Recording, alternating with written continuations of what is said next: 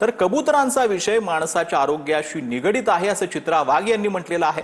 समाजाला त्रास झालेला तुम्हाला चालेल का असा प्रश्न देखील चित्रा वाघ यांनी विचारलाय। तर कबुतरांमुळे इतकी वर्ष आजार होत नव्हता का असा सवाल किशोरी पेडणेकरांनी केलाय। चित्रा वाघ यांच्या मामीला आजार झाल्यावर विषय पुढे आला का असा खोचक टोला देखील किशोरी पेडणेकरांनी लगावला।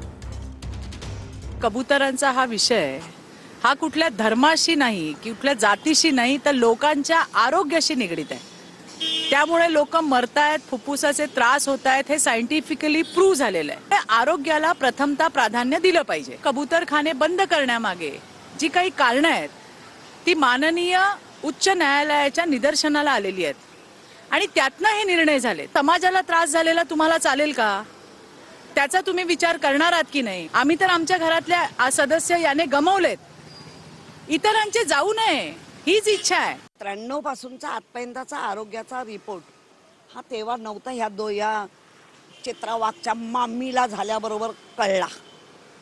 ओके, आणि आता सगळ्यांच्या जीवावर ती बाई उठते, आता कबूतरच्या पण जीवावर उठली आहे। तर ठीक आहे, कारण तो निर्णय सुप्रीम कोर्टाने दिलाय, ह्यांचं सगळीकडेच राज्य आहे। आता ह्या राज्यात आमचे कबूतर तरी छान राहतात का बघायचं।